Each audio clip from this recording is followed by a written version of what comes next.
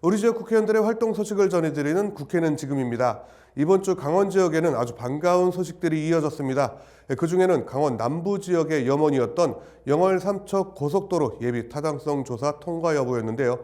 바로 지난 23일 기획재정부에서 예타 통과 소식이 전해졌습니다. 이 소식은 동해태백 삼척 정선 지역 국민의힘 이철규 국회의원이 가장 먼저 전해왔는데요. 이철규 의원은 23일 보도자료를 내고 동서 6축 삼척 영월 고속도로 신설 사업 기획재정부 예비 타당성 조사 최종 통과라는 보도자료를 내고 반가운 소식을 전했습니다. 이 동서 6축 고속도로는요, 평택과 삼척을 잇는 광역교통망 사업으로 지난 1992년 국토종합개발계획에 반영돼 평택 제천 구간은 지난 2015년 개통된 이후 경제성을 이유로 답보 상태에 머물러 있었습니다. 이번 예타 통과를 계기로 제천에서 영월까지 그리고 영월에서 삼척까지 구간이 동시 착공할 수 있는 기틀이 마련됐다고 이 의원은 밝혔습니다. 영월 삼척을 잇는 고속도로는 2035년까지 5조 6,167억 원을 투입해 70.3km 구간을 신설하게 됩니다. 연이은 반가운 소식이 있죠. 앞서 보도에서도 전해드렸지만 양양군의 수산식품 클러스터를 조성하는 사업도 기획재정부의 예비타당성 조사를 통과했다는 소식입니다. 이 소식은 속초, 인제, 고성, 양양지역 국민의힘 이양수 국회의원이 전해왔는데요.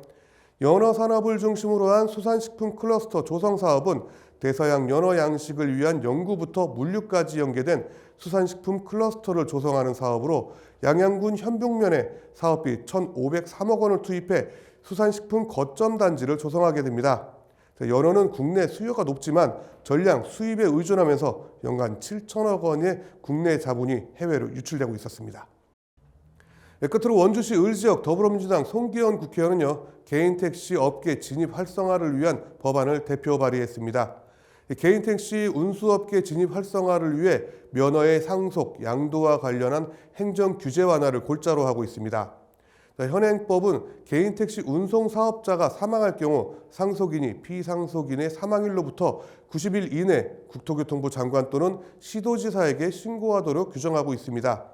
하지만 상속인이 면허를 승계하거나 양도하려면 한국교통안전공단에서 실시하는 개인 택시 양수 교육을 이수해야 하는데 제때 교육을 받지 못하는 경우가 발생해 문제가 있었습니다.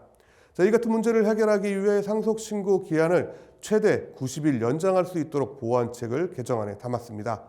송기현 의원은 이번 개정안으로 개인 택시 면허 상속 과정에서의 행정적 어려움을 줄여 상속 제도의 실효성을 높여줄 수 있을 것으로 기대하고 있습니다. 지금까지 국회는 지금이었습니다.